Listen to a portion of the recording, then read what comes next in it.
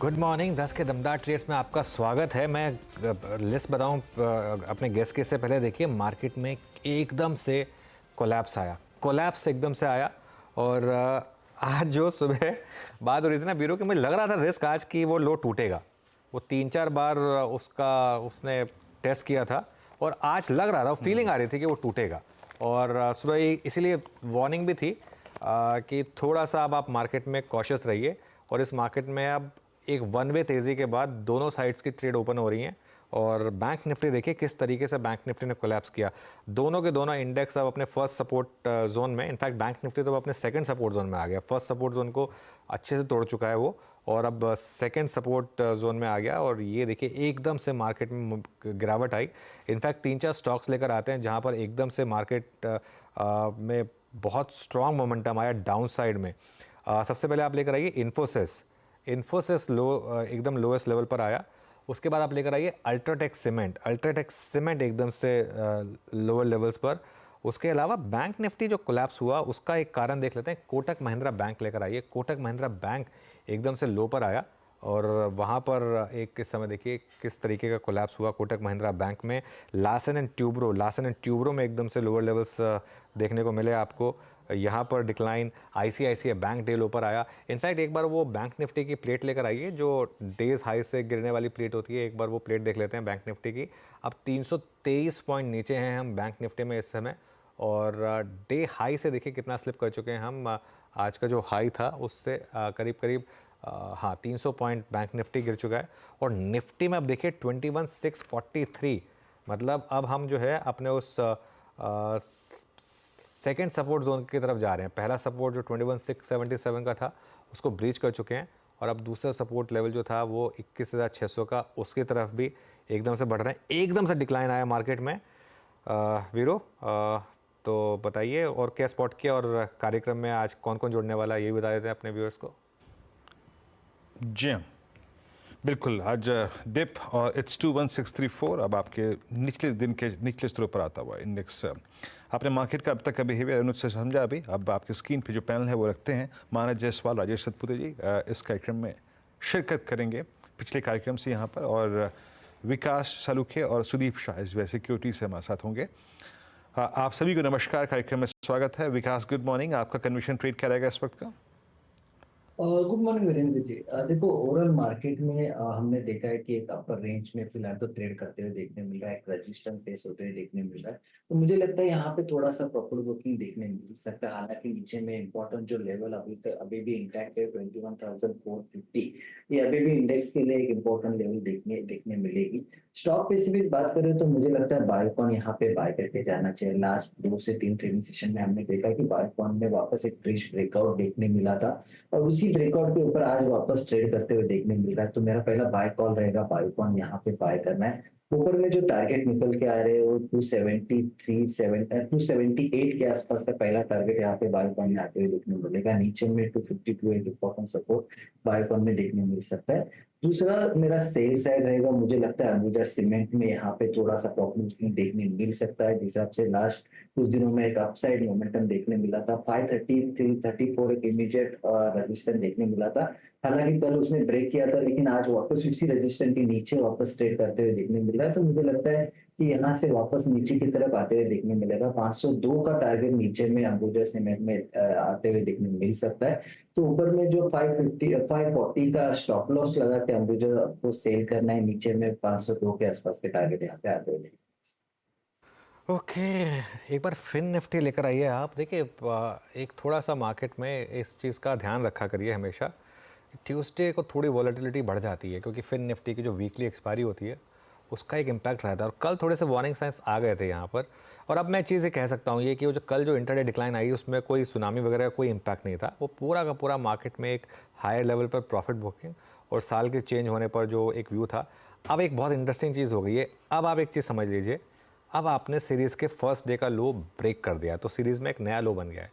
अब तेज़ी तभी करनी है इस मार्केट में जब हम ऑल टाइम हाई निकाल दें, मतलब कल का हाई निकाल दें और ये क्लियर हो जाए कि ये सिर्फ एक थोड़ी सी प्रॉफिट टेकिंग थी, या फिर लोअर लेवल पर मार्केट 21,500 21,400 के आसपास आकर कहीं सपोर्ट ले ले। तो अभी के लिए जैसा हम एक व्यू है, थोड़ा सा प्रॉफिट रखें, कन्वर्ट करें, कोई दिक्कत नहीं है, कभी कभी लेना चाहिए। लास्ट के 200-300 पॉइंट नहीं भी मिले कोई दिक्कत नहीं है, किसी और को लेने दें, लेकिन मार्केट में थोड़ा सा केयरफुल रहने का टाइम इस समय आ गया, लग रहा है, स्क्रीन देखकर लग रहा है। मानस, आपके फ्रेश पिक्स क्या होंगे इस समय के? देखिए मैंने थोड़ा सा कॉशियस व्यू बोला था, तो इस टाइम के लिए 2 सेल रिकमेंडेशन है। पहला तो ऑटो क्षेत्र से एमएनएम पे बिकवाली करने की राय रहेगी। एमएनएम में हाई लेवल पे रेजिस्टेंस है, अगर आप आरएसआई पे जाएंगे तो वहां पर आपको नेगेटिव डाइवर्जेंस दिखेंगे। 20 डे मूविंग एवरेज के आसपास एमएनएम आ रहा है, मेरे ख्याल से ये 20 डे मूविंग एवरेज को ब्रीच करके 1625 की तरफ जाने की कोशिश करेगा। तो एमएनएम में बिकवाली करनी है, आपके जो स्टॉप लॉसेस है वो 1691 के ऊपर रहेंगे और टारगेट 1625 के रहेंगे। दूसरा स्टॉक जो सेल रिकमेंडेशन है वो बाटा का है। बाटा नहीं रुक पा रहा है वो 200 डे मूविंग एवरेज के ऊपर, उसके ऊपर सस्टेन नहीं कर पा रहा है। आज के पैटर्न नेगेटिव है, करंट लेवल्स पे भी यहाँ पर बिकवाली करने की राय रहेगी। 1636 के स्टॉप लॉस से आप बिकवाली कर सकते हैं और 1585 के टारगेट सेट करिए बाटा में। ओके, बाटा आपकी एक सेल कॉल इस वक्त, तो आपने स्क्रीन पे देखा कि आज इंडस्ट्रीज के बिहेवियर के पीछे कुछ अब सेल कॉल्स भी आते हैं, दिग्गजों में भी आ रही है, मिड कैप्स में तो खैर आ ही रही है। विकास सालुके जुड़ चुके नहीं, सुदीप शाह जुड़ चुके हैं हमारे साथ एसबीआई से सिक्योरिटीज से, माफ़ कीजिएगा। Sudeep, good morning. आपके 2 ट्रेड्स इस वक्त के? Good morning Veeru ji. मेरा पहला ट्रेड है Lemon Tree Hotels. Mid caps में जहां पे थोड़ा बहुत सेलिंग प्रेशर आया, लेकिन कुछ चुनिंदा मिड कैप्स में अभी भी बाइंग मैं ऑब्जर्व कर रहा हूं। तो मुझे लग रहा है यहाँ पे लेमन ट्री में एक अच्छा स्ट्रक्चर बना है, कंसोलिडेशन से ब्रेकआउट देखा गया है। अक्टूबर के जो स्विंग हाइस थे या उसके पहले सितंबर के भी स्विंग हाइस थे, दोनों महीनों के स्विंग हाइस के ऊपर अब लेमन ट्री सस्टेन कर रहा है। तो मुझे लग रहा है मौजूदा भाव से ये लिया जा सकता है 122 रुपए के स्टॉप लॉस से 135 के टारगेट के लिए। मेरा दूसरा स्टॉक होगा फार्मा स्पेस से सिप्ला। सिप्ला में हमने देखा है कि एक अच्छा मोमेंटम बना हुआ है पिछले कुछ दिनों से, और एक राउंडिंग पैटर्न हम ऑब्जर्व कर रहे हैं ऊपर के लेवल पे यहाँ पे। तो मुझे लग रहा है जो हिसाब से सिप्ला में पिछले 4-5 दिन से जो बाइंग ऑब्जर्व कर रहे हैं, जो हायर बॉटम बन रहे हैं और स्टॉक अपने 20 दिन के एक्सपोनेंशियल मूविंग एवरेज के ऊपर ट्रेड कर रहे हैं, तो यहाँ पे 1245 के स्टॉप लॉस से 1310 के टारगेट के लिए सिप्ला में खरीदारी की जा सकती है। ओके, सिप्ला फार्मा में बाइंग, और लेमन ट्री आज वाकई अगर आप देखें तो कई एनालिस्ट के डार पे सुबह स्पॉटलाइट में जिक्र भी किया गया, बिग स्टॉक्स में जिक्र किया गया था इसका। राजेश जी, आपके 2 ट्रेड्स इस वक्त के? वीरेंद्र जी देखिए, फर्स्ट रहेगा सिंजीन। देखिए हमने बायोकॉन की बात की, लेकिन सिंजीन पे भी ध्यान रखें। मुझे लगता है यहाँ पे कॉन्ट्रा ट्रेड का सेटअप बन रहा है। सिंजीन अगर आप टेक्निकली देखें तो इसका जो ब्रेकआउट का लेवल है वो 715 का है, जो इसका 200 डीएमए है, फ्यूचर की बात कर रहा हूँ। तो एग्जैक्टली इसी लेवल पे हमें मिल रहा है, तो यहाँ पे कॉन्ट्रा बाय बनेगा। 715 के ऊपर हम सिंजीन को बाय करेंगे 708 के स्टॉप लॉस के साथ। एंड अकॉर्डिंग टू चार्ट इसका जो रेजिस्टेंस बनता है वो रहेगा 735 टू 740 का। एट द सेम टाइम जो दूसरा बाय कॉल रहेगा that will be on ABFRL। मुझे लगता है जो बात हमने ABFRL पे की वो सही जा रही है। अब एक डिप मिला, डिप के बाद फिर से स्ट्रेंथ दिखा रहा है, तो ABFRL बाय करे। स्टॉप लॉस रहेगा, नया स्टॉप लॉस रहेगा 229 का, और टारगेट सेट करे 240 इनिशियली, उसके बाद 240 246, ये 2 टारगेट के लिए ABFRL को भी बाय कर सकते हैं। ओके, ABFRL को बाय कर सकते हैं। अच्छा, एक काम करते हैं, आज हम थोड़ा सा मार्केट स्पॉटिंग में ये बताना भूल गए कि आज हमारे साथ बिग मार्केट वॉइसेस में क्या लाइनअप है। आज 2 गेस्ट हैं हमारे साथ। सबसे पहले बात करेंगे कार्नेलियन एसेट मैनेजमेंट के फाउंडर विकास खेमानी से। उनसे बात करेंगे 2024 के आउटलुक पर, कौन सी सेक्टोरल थीम्स उनको यहाँ पसंद आ रही है, इस पर खास फोकस होगा। और उसके बाद 2024 के टेक्निकल आउटलुक के लिए सुशील केडिया को जोड़ेंगे, केडियानॉमिक्स के फाउंडर। इनफैक्ट विकास खेमानी जी जुड़ गए हैं अब हमारे साथ, उनसे बात कर लेते हैं और जानते हैं कि मार्केट में इस समय क्या व्यू बन रहा है। विकास जी 2.5 दशक से ज़्यादा का अनुभव रखते हैं मार्केट्स में, और काफ़ी लंबे समय से ईडलवाइस के साथ जुड़े रहे, और अब उनका खुद का फंड जो बाय द वे काफ़ी एक आउट परफॉर्मिंग फंड भी रहा है। विकास जी, गुड मॉर्निंग। सबसे पहले तो 2024 में पहली बार बात हो रही है आपसे, तो आपको नववर्ष की बहुत बहुत शुभकामनाएं। कैसा फील कर रहे हैं आप 2024 में? 2023 बहुत शानदार था इन्वेस्टर्स के लिए। जी अनुज, सबसे पहले तो आपको, आपके पूरे टीम को और आपके सभी दर्शकों को नववर्ष की बहुत बहुत शुभकामनाएं। 2024 सबके लिए मंगलमय हो। तो जैसा कि देखा अनुज, 2023 एक बहुत ही एक्सेप्शनली गुड ईयर रहा सबके लिए। 2022 थोड़ा बैड था और 2023 अच्छा रहा। और जब 2023 की शुरुआत हुई थी तो थोड़ी वॉलेटाइल सिचुएशन थी, यूक्रेन वॉर चालू हुई थी, वो सब थोड़े से नेगेटिव बिल्ड हुए थे, पर धीरे धीरे वो निकल के आए और उसमें से इंडिया जो है दुनिया में one of the best performing market रहा है। सो दैट क्लियरली शोज कि इंडिया में, और हमने पिछले साल हर समय यही कहा था कि शॉर्ट टर्म वॉलेटिलिटी से घबराए नहीं, क्योंकि इंडिया एक स्ट्रक्चरल ट्रांसफॉर्मेशन की जर्नी में है। और वो सेम व्यू मैं आज भी रखता हूँ। ऑफ कोर्स जब कोई भी मार्केट एक इतने बड़े बड़े रिटर्न के साल के बाद नया साल शुरुआत कर रहा होता है, तो सिमिलर एक्सपेक्टेशन रखनी बहुत जायज नहीं होगी। तो मैं ये नहीं कहूंगा कि 2024 भी 2023 जितना बड़ा हो सकता है। जी बिल्कुल ठीक रहेगा, डायरेक्शनली अच्छा रहेगा। हो सकता है थोड़ा वोलेटाइल रहे, पर वो तो नेचर ऑफ द मार्केट है। पर डायरेक्शनली मुझे कोई खराबी नहीं लग रही है। हाँ बिल्कुल, कई बार मार्केट में बहुत सारे रिटर्न्स आने के बाद में थोड़ा प्रॉफिट बुकिंग करेक्शन, वो सब सारे के सारे इस साल में हमको शायद ज्यादा देखने को मिले। अच्छा विकास जी, 2023 में एक थीम बहुत चली थी जिसमें आपकी भी खैर इन्वेस्टमेंट्स रही हैं, वो थी डिफेंस। क्या 2024 के लिए भी यहाँ पर वही मोमेंटम रहने की उम्मीद है आपको? देखिए बिल्कुल, आई थिंक जो डिफेंस एक थीम है वो तो डिकेडल थीम है, कोई शॉर्ट टर्म थीम है नहीं। उसमें चैलेंज बस इतना ही रहता है कि आपको कंपनी सही राइट प्राइस पे राइट वैल्यूएशन पे मिलनी चाहिए। मुझे थोड़ा सा लगता है कि वो सेक्टर में एक यूफोरिया बन चुका है, तो जिस हिसाब के वैल्यूएशन है वो मुझे लगता है काफी कुछ प्राइसिंग करते हैं। तो आपको सेम, जैसे मैं आपको याद दिलाऊंगा, 2021 में सब लोगों ने केमिकल्स को एक बहुत अच्छे से पैसा बनाया और ओवरवेट हो गए थे, बट 22 में केमिकल्स ने डिसअपॉइंट किया। तो ऐसा हर एक, बट 23 ने जो एक केमिकल में इन्वेस्ट करने की अच्छी अपॉर्चुनिटी थी। सो हर सेक्टर के अंदर एक रोटेशन होता है, ट्रांजिशन होता है। कोई भी चीज वन वे लॉन्ग टर्म में नहीं चलती है। हर सेक्टर के अंदर करेक्शंस आते हैं। तो मुझे लगता है डिफेंस को थीम को ध्यान में रखना चाहिए, पर वैल्यूएशंस और कंपनी की क्वालिटी को माइंडफुल रहना चाहिए। मुझे लगता है काफी कुछ डिटीरियोरेशन ऑफ क्वालिटी भी हो चुका है, तो वो सबको ध्यान में रखते हुए रिस्क को आज मैं ज्यादा तवज्जो देता हूँ बजाय कि अपॉर्चुनिटी के। अपॉर्चुनिटी तो है, और एक इस बात मार्केट की बहुत अच्छी खास बात है यह है कि इस बार अपॉर्चुनिटी जो है वाइड स्पेसेस में आ रही है, ऐसा कोई नैरो स्पेस में नहीं है। Banking is doing very well, manufacturing में आपने देखा होगा across various segments of manufacturing, whether it is auto component, chemicals, speciality chemical, consumer electronics, defence, building materials, across very wide range opportunities आ रही हैं। बैंकिंग अच्छा कर रहा है, आईटी अच्छा कर रहा है, आईटी के अंदर मिड कैप आईटी एक बहुत अच्छी अपॉर्चुनिटी प्रेजेंट कर रहा है। सो कैपिटल गुड्स अच्छा अपॉर्चुनिटी है, इंफ्रास्ट्रक्चर में अच्छी अपॉर्चुनिटी है। सो ये मार्केट नैरो मार्केट नहीं है, वाइड मार्केट है। तो वाइड मार्केट में जब आप अपॉर्चुनिटीज होती है, तो आपको हर एक छोटे थीम को चेज करने की बजाय आपको ये देखना चाहिए कि रिस्क रिवॉर्ड कहाँ पे बेटर है, और वो इन्वेस्ट करके रहना चाहिए। तो हमारा तो अप्रोच वही रहता है इस सबके अंदर कि एक नैरो थीम को और वैल्यूएशन के ऊपर इन्वेस्ट ना करें, बल्कि एक बैलेंस अप्रोच लेके चले। ओके विकास जी, मेरी तरफ से भी आपको नववर्ष की शुभकामनाएं। डेली स्टूडियो से वीरेंद्र बोल रहा हूँ। आपकी CY 22 के अंत और 23 की एक अच्छी थीम जिसने पैसा बना के दिया, वो था फार्मा और मिड कैप आईटी। और क्योंकि आप अपॉर्चुनिटीज़, आप रिस्क और आप एक कंफर्टेबल एग्जिट की हमेशा बात करते रहे हैं, इतना अच्छा पैसा बना फार्मा में और मिड कैप आईटी ने डोमिनेट किया। अभी आपका व्यू क्या है? आप क्या पार्शली यहाँ प्रॉफिट बुक करने के बारे में सोचेंगे इन दो थीम्स के बारे में, या फिर आपको लगता है कि नहीं अभी 24 इनको बिलोंग करेगा?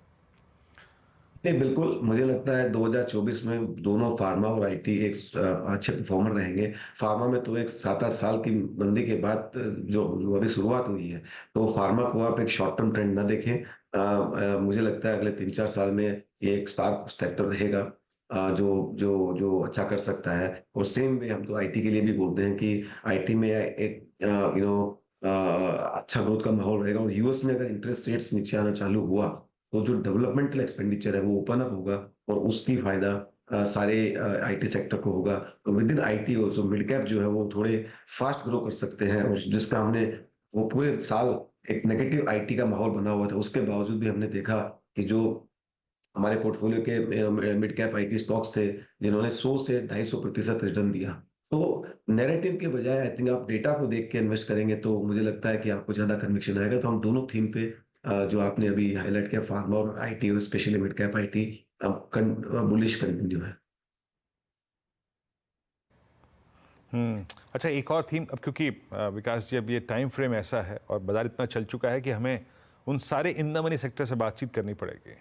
जो पीएसयू बैंक्स आपकी थीम थी उसने प्राइवेट बैंक से कहीं अच्छा स्विंग दिया, एंड स्पेशली एसबीआई से भी अच्छा स्विंग कैनरा बैंक ने, बैंक ऑफ बड़ौदा ने दिया।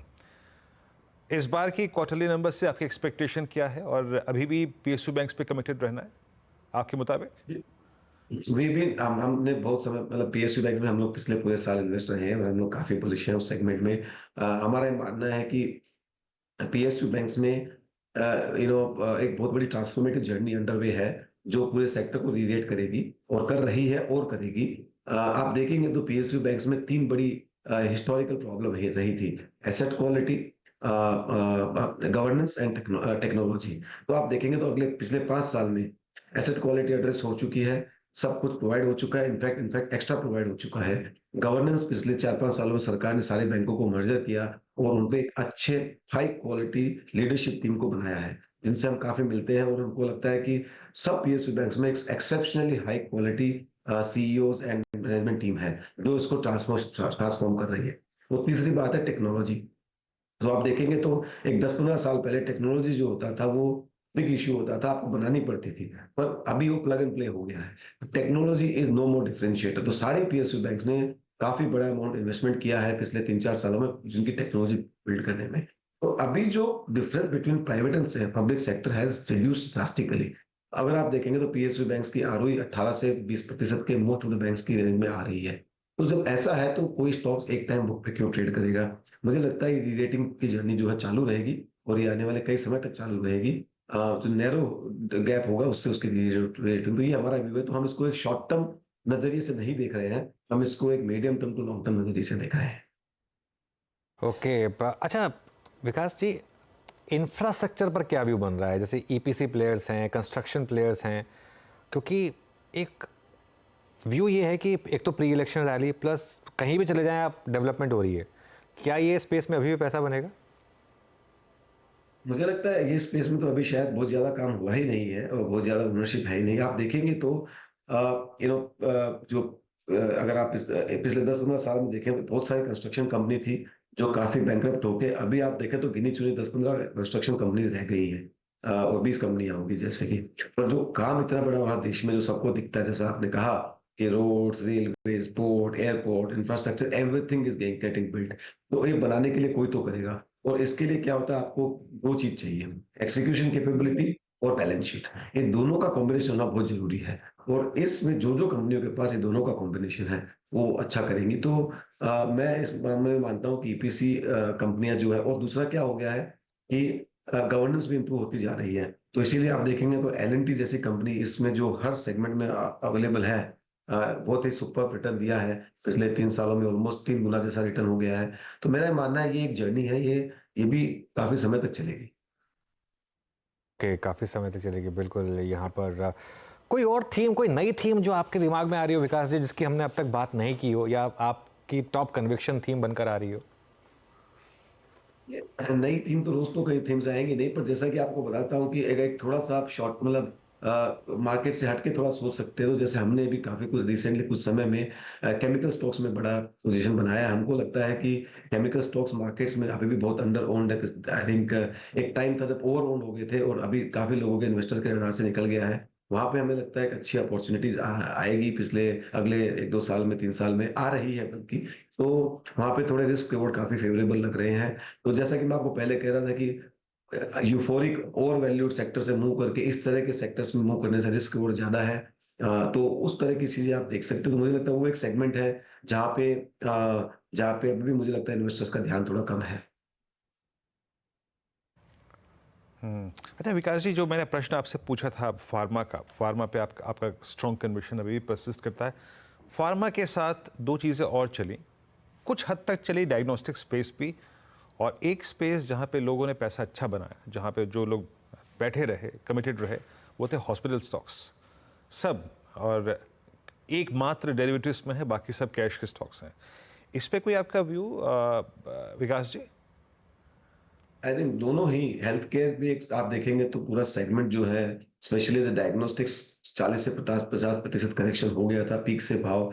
तो आई थिंक वो एक करेक्शन हुआ, अभी कॉम्पिटिटिव इंटेंसिटी कम हो रही है और things are looking better. Same way we believe that जो हॉस्पिटल सेगमेंट है काफी पॉजिटिव सेगमेंट है, क्योंकि जैसे जैसे लोगों की पर कैपिटा इनकम बढ़ती है, एक तो सरकार का बहुत बड़ा फोकस है आरोग्य भारत के नजरिए से, दूसरा जैसे पर कैपिटा इनकम बढ़ती है, हॉस्पिटल की सुविधाएं लोग ज्यादा अवेल करते हैं, तो ये एक स्ट्रक्चरल थीम है। क्योंकि अभी तो हॉस्पिटल सेगमेंट जो है बहुत छोटा है इंडिया की कॉन्टेक्स्ट में, 140 करोड़ की जनता है, अभी भी बहुत एक छोटा प्रतिशत जो है हॉस्पिटल को एक्सेस कर पाता है। तो अगर आप इसको बड़े नजरिए से देखें तो मुझे लगता है ये काफी प्रॉमिसिंग सेगमेंट है एंड इसमें बने रहना चाहिए। राइट विकास जी, बहुत बहुत शुक्रिया आज हमारे साथ जुड़ने के लिए, और आपको 2024 के लिए फिर से एक बार ऑल द बेस्ट। धन्यवाद अनुज, अच्छा लगा आपसे। बिल्कुल, बहुत अच्छा लगा आपसे बात करके विकास जी, थैंक यू सो मच। चलिए अब आगे बढ़ते हैं, और मार्केट में अब थोड़ी सी स्टेबिलिटी आई एक डिक्लाइन के बाद। स्टेबिलिटी मतलब गिरना बंद हो गया, ऐसा नहीं है कि मार्केट ने रैली दिखा रही, लेकिन एटलीस्ट लोअर लेवल पर थोड़ा सा हम शायद गिरना बंद हुए हैं, निफ्टी और बैंक निफ्टी दोनों पर। अब सुशील कीड़िया को जोड़ते हैं 2024 में, पहली बार जानते हैं उनसे कि क्या थीम्स बन रही हैं और किन शेयरों पर वो बुलिश हैं।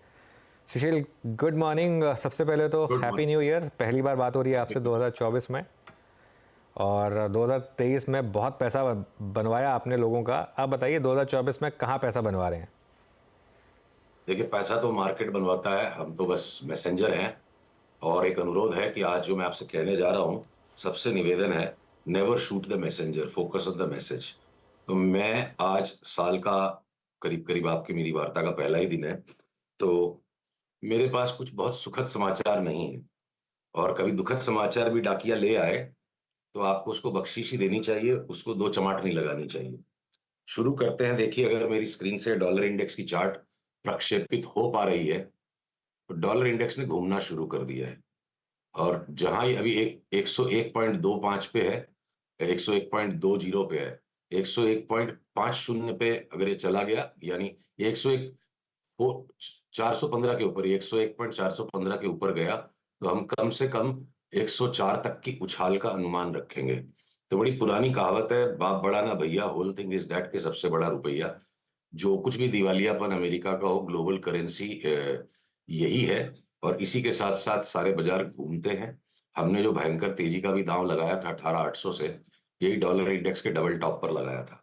तो यहाँ एक तो पहला कारण जो है ना, सावधान हो जाने का है। आपको अगर मैं क्विकली अमेरिका की दोनों चार्ट्स दिखा दूं, तो जहां से हम बड़ी ताकत को ड्रॉ करते हैं, तो ये राउंडिंग टॉप बनाना शुरू कर चुके हैं।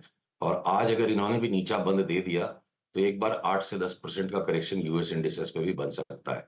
अब अगर मैं आ जाऊं हमारी देशी निफ्टी पर, ग्रेवस्टोन दोजी पैटर्न जो कल इसका बना, और ये कल ही करीब करीब इस लेटेस्ट अप ट्रेंड लाइन के आसपास बंद हुआ, और आज ये गैप डाउन नीचे खुल गया। तो अगर अगर ये हमें आज बंद मिल जाता है 21,680 के नीचे, तो हम तेजी को पूरी तरह से त्याग देंगे फिलहाल के लिए। और अगर 21,600 के नीचे भी बंद नहीं होता है, तो मैं रूल आउट नहीं कर सकता कि इंडेक्स एक बार वापस 22,400 तक भी चली जाए। मैं उसके लिए खेलूंगा नहीं, उतनी जगह बना के रखेंगे कि अब अगर हमें लॉन्ग अनवाइंडिंग करनी है तो टुकड़े टुकड़े में कर रहे हैं, और साथ में हेज के लिए हमने कुछ शॉर्ट्स भी शुरू कर दिए हैं। बैंक निफ्टी की चार्ट आप देखो, अगर इसी स्तर पर बंद हो जाती है जो अभी है, तो मुझे और 2000 पॉइंट का करेक्शन करीब करीब यहां तक आती हुई लगती है। उसके बाद डिसाइड करेंगे कि क्या और 2-4 हजार पॉइंट का करेक्शन है, या वापस एक नया हाई मार्केट जनवरी के एंड में टेस्ट करेगा। पर फिलहाल साल की शुरुआत बड़े सहमे सतर्क कदमों के साथ। हमने पिछले मंगलवार को आपको कहा था कि हमने अपने निवेशकों को कहा है 100 शेयर नया लेने के पहले 100 शेयर बेचो। अब हम उन्हें कह चुके हैं 100 शेयर कोई नया लेना है तो 200 शेयर पहले बेचो। ओके, तो आज आप थोड़े से नेगेटिव मोड में हैं। कोई नहीं, आपने जैसा कहा मैसेंजर को हम कुछ नहीं कहेंगे और मैसेज को रिस्पेक्ट करेंगे। तो क्या आज आपके पास शॉर्ट आइडियाज़ हैं? फिर एफएनओ में कोई शॉर्टिंग आइडियाज़ हैं क्या? पहले उसकी बात कर लेते हैं फिर। देखिए, short selling is a little too early right now, but मैं आपको ये कहता हूं कि कौन से स्टॉक्स को हम शॉर्ट नहीं करेंगे, और उसके बाद अगले 2-3 दिन में जैसे जैसे सिग्नल बनते जाएंगे सारा मार्केट शॉर्ट है। फिर मैं अडानी के स्टॉक्स को शॉर्ट नहीं करूंगा, मैं रिलायंस को शॉर्ट नहीं करूंगा, मैं लीवर को शॉर्ट नहीं करूंगा, मैं एशियन पेंट्स को शॉर्ट नहीं करूंगा। इनको छोड़ के निफ्टी में, और ये जो बाकी के लैगार्ड्स हैं जैसे पीएल बहुत लेट से चला, डेल्टा कॉर्प जो जो परिस्थितियों के कारण ऐसा दबा हुआ था वो चलना शुरू हो रहा है। तो चंद 6-8-10 ज्यादा से ज्यादा लैगार्ड्स को छोड़ के, और ये टॉप लाइन कुछ स्टॉक्स को छोड़ के बाकी सब चार्ट्स तैयार हैं। अब कोटक हो सकता है मान लीजिए फॉर एग्जांपल एक बार 1950 का आखिरी हाई दिखा दे, ठीक है, ये देखिए कोटक की चार्ट है इंट्राडे में, तो अगर ये एबीसी बन गया और एक और उछाल मार दे 1950 तक, तो मैं देख देख के काम करूंगा। बट अगर इमीडिएटली आज के आज ही शॉर्ट करके घर पे जाना है, अपोलो हॉस्पिटल्स के आप इस चार्ट को देखो। बात हो रही थी अभी कुछ ही पहले डायग्नोस्टिक्स और हॉस्पिटल सेक्टर के स्टॉक्स की। ये बुल मार्केट पैटर्न नहीं है अपोलो हॉस्पिटल में, ये ए बी सी था, उसके बाद ये ए बी और ये वापस सी है। जब भी इसमें रिवर्सल कंफर्म हो जाएगा, मुझे कोई भी संकोच नहीं होगा कहने में कि ये 4700 का डबल बॉटम, 4740 का भी ये डबल बॉटम तोड़ देगा। और इसको आप कहाँ इनिशिएट करोगे? इंट्राडे में आपकी आवरली चार्ट पे आप देखो, अभी तक का जो लो है दिन का टूट गया, 5745 टूट गया, तो हम कुछ भी एक स्टॉप लॉस पकड़ के इसको बेचेंगे। या अगर मान लीजिए मेटल्स में जो बेफाम तेजी होली, अब अगर हिंडाल्को की चार्ट यहाँ पे बिल्कुल वॉबली हो रही है 4 दिन से, और जिस दिन इस रेंज के नीचे ये चला जाएगा, 607 के नीचे जिस दिन चला जाएगा, 609 के नीचे, हमें कोई संकोच नहीं होगा कि हिंडाल्को 200 रुपया गिर जाए। तो भविष्यवाणी या एक टारगेट पे ना जाए, संभावनाओं पे जाए और बाजार के साथ बदलते जाना पड़ेगा हमें। ओके सुशील जी, एक दो स्पेस और जो काफ़ी चल चुके हैं जिनमें आज थोड़ी सी अनवाइंडिंग नज़र आ रही है, प्रेशर नज़र आ रहा है, वो है ऑटो स्टॉक। सिर्फ अगर मैं अशोक लेन को छोड़ दूं तो अशोक लेन पे सॉरी ऑटो में कोई शॉर्टिंग कैंडिडेट या फिर जिन पर अब थोड़ा संभल के रहना चाहिए या फिर प्रॉफिट्स को कैश में कन्वर्ट करना चाहिए? अब देखिए जैसे मारुति का स्टॉक है, लास्ट 4 महीने से बार बार मारुति में अच्छे समाचार आते हैं, ये नया हाई बन गया, सेल ऑफ हो गया, फिर नया हाई बन गया, सेल ऑफ हो गया। और जब भी आपकी मेरी मारुति पर वार्ता हुई है, मैंने कहा कि भाई मारुति को मैं कुछ भी हो जाए ले नहीं पाऊंगा, ये चार्ट बिल्कुल डिस्ट्रीब्यूटिव है। देखते देखते पता नहीं चला इंडेक्स इतना बढ़ता जा रहा है, मारुति ने ऑलरेडी इतना करेक्शन दे दिया। तो अब मार्जिन कभी भी अचानक किसी खबर पे अचानक 500 रुपया बढ़ सकता है, उतनी बर्दाश्त हो तो आप इसे शॉर्ट कर सकते हैं, या बहुत ही स्किल्ड तरीके से बिल्कुल माइक्रो टाइमिंग करनी पड़ेगी। अब जब ये लाइन टूट चुकी है तो आप वापस से अब ये लाइन टूटेगी तो तोड़ो। तो मुझे लगता है कोई बड़ी बात नहीं, मारुति भी 7,000 रुपए में मिलेगा। तो ये नंबर्स एक्सट्रीम साउंड करते हैं, पर अक्सर होता क्या है ना, 15,000 की निफ्टी पे बात करें कि 21,000 निफ्टी हो जाएगी तो एक्सट्रीम नहीं लगती, वो राष्ट्रभक्ति लगती है। तो सावधान रहने की यहाँ जरूरत है। टीवीएस को छोड़ के चूंकि उसका मोमेंटम इतना सीवियर रहा है, इवन टाटा मोटर्स का जो भी मोमेंटम रहा है, घटेंगे ऑटो के स्टॉक्स, सब में 15-20% करेक्शन आ जाएगा। सबके इंडेक्स 10% घटेगा, ऑटो के स्टॉक्स ब्रॉडली 20% घट जाएंगे। मैं टीवीएस छोड़ के किसी भी ऑटो के स्टॉक को जहां ट्रेंड रिवर्सल्स कंफर्म होंगे, बेचने में कोई संकोच नहीं होगा। कुछ लेने का भी मन है सुशील जी? देखिए लेने के लिए भी बहुत सारी चीजें, जैसे पीएल है, लेगार्ड है, डेल्टा कॉर्प है, एक लेगार्ड है। तो अब जैसे इंट्राडे में इसमें वापस रिवर्सल आएगा, पीएल यहाँ से लेके आप 970 बेचोगे, फिर रिवर्सल आएगा, फिर आप उसको 1050 पे बेचोगे, तो ये बेसिकली अप ट्रेंड में है। और सेम तरीके से डेल्टा कॉर्प है मान लीजिए, और भी स्टॉक्स हैं। अडानी इंटरप्राइजेस अभी भी अडानी ग्रुप के समूह के हिसाब से देखिए इसकी चार्ट सामने, अडानी के स्टॉक्स जिस तरह चल चुके हैं उस तरीके से अभी तक नहीं चला है। और 2880 का 75 का स्टॉप लॉस रख के लेते हो तो 3200 वापस आ सकता है। तो सारे के सारे स्टॉक्स अगर एक साथ घटेंगे और एक साथ बढ़ेंगे तो फिर तो खाली इंडेक्स की ट्रेडिंग कर लो। तो ब्रॉडली इस वक्त इंडेक्स की बात हो रही है, और जो लैगार्ड्स हैं जिनको हमने नॉट टू बी शॉर्टेड की लिस्ट में रखा, उन स्टॉक्स पर हम टाइम टू टाइम बाई करके अपनी शॉर्ट्स को हेज करेंगे और शॉर्ट कर ही देंगे। जरूरी नहीं, आज का बंद देखिए, बंद बहुत क्रूशियल है। आज का बंद अगर खराब आ जाता है, दो चीजें जरूरी है मेरे लिए शॉर्ट सेलिंग कल से करने के लिए जोर से। एक, आज लाल में बंद होना चाहिए, और दूसरा है कि अगर निफ्टी मुझे 21,680 के नीचे का बंद दे देता है, तब मैं शॉर्ट सेलिंग का साहस पूरी तरह से करूंगा। इस वक्त हम थोड़े से अचरज में, आश्चर्य में, सावधानी में। और अनुज जी, एक पीएसयू स्टॉक्स के ऊपर में भी एक चीज को मैं टच करना चाहूंगा। यूफोरिया से भी ज्यादा बड़ा यूफोरिया हो चुका है। तो माननीय प्रधानमंत्री ने ये नहीं कहा था कि इन स्टॉक्स में कभी करेक्शन नहीं आएगा। इन्होंने कहा था जिन जिन स्टॉक्स को कांग्रेस गाली देती है कंपनियों को, उनके स्टॉक्स बढ़ेंगे। तो बहुत ज्यादा बढ़ चुके हैं ऑलरेडी। तो आप अपनी ग्रीड का, अपने लोभ का, अपने केयरलेसनेस का ठिकरा किसी और के सर पे मत फोड़िएगा। मैं सारे निवेशकों को कह रहा हूं, अति से बाहर पैसा बन चुका है, बहुत ज्यादा सावधान रहने की जरूरत है। आप मतलब कह रहे हैं कि पीएसयू में भी शॉर्ट कर दें? अब शॉर्ट नहीं भी है तो देखो भाई, अभी बीपीसीएल, एचपीसीएल, आईओसी कहीं कोई लॉन्ग नहीं है, तो शॉर्ट ही है ना फिर। तो अब इस पे राजनीति और राष्ट्रभक्ति चीजों को मत जोड़िए। आप अपने पैसे को संभाल के रख सकेंगे, अपना दायित्व अपने पैसे के प्रति पूरा कर पाएंगे, तभी राष्ट्र के प्रति दायित्व पूरा होगा। प्रधानमंत्री जी ने कभी नहीं कहा कि इन स्टॉक्स को कभी बेचना मत, मुनाफा मत लेना। उनकी कही हुई बात पूरी हो चुकी है, वो जा चुकी है, बीत चुकी है वो बात। तो शॉर्ट करने में क्या हेजिटेशन है फिर? नहीं बिल्कुल, ये तो खैर मैं तो हमेशा कहता हूँ कि कभी भी नेशनलिज्म के साथ स्टॉक्स को बाय और सेल करने को ना जोड़ें। अगर शॉर्टिंग करने में पैसा बन रहा है तो वाई नॉट, फिर चाहे कोई भी स्टॉक हो। सुशील जी बहुत बहुत शुक्रिया आज हमारे साथ जुड़ने के लिए, और आपको फिर से 2024 की बहुत बहुत शुभकामनाएं। भारतीय भी शॉर्ट कर सकते हैं आप। ओके ठीक है, ओके ऑलराइट, ठीक है। भारतीय एक और शॉर्टिंग आइडिया सुशील की तरफ से। मार्केट कोलैप्स कर रहा है, बहुत बड़ा कोलैप्स है ये, एक खास तौर से फाइनेंशियल्स में। और अब मिड कैप इंडेक्स देखिए आप किस तरीके से मिड कैप इंडेक्स गिरा, 3/4% यहाँ पर एकदम से डिक्लाइन आई। वीरू और मैं आपसे यहीं विदा लेंगे। नीरज जी आ गए हैं। Neeraj ji good morning. और आज सुबह हमारी एक मुझे फीलिंग आ रही थी कि ये आज वो लो जो है वो ब्रेक करेगा और थोड़ा कॉशियस हो जाइए, इसलिए बहुत टाइम के बाद आज मैं कॉशियस था, लेकिन मार्केट डील ऊपर है अभी इस समय। बिल्कुल प्रॉफिट बुकिंग हो रही है और बहुत चलने के बाद थोड़ा सा लॉजिकली लगता है कि लोग प्रॉफिट तो लेंगे। कोई बाज़ार में फंडामेंटल गड़बड़ी नहीं है, लेकिन प्रॉफिट लेना बनता भी है। और यहाँ से आगे जाते हुए भी ये तस्वीरें बनी, क्योंकि यूएस वगैरह से क्यूज जो आएंगे वो इसी तरफ इशारा करते हैं। लेकिन बहरहाल देखते हैं आगे दिन के दौरान कैसे ट्रेड करता है। एडवांस डिक्लाइन अभी भी बहुत बुरा नहीं है, ठीक है, 1 के सामने 2 का हो चुका है, लेकिन अभी वक्त है। चलिए फिर इसी से जो आपके बहुत सारे सवाल भी होंगे कि आपके इन्वेस्टमेंट में आपको क्या करना है। हेडलाइंस के बाद सवाल जवाब लेंगे।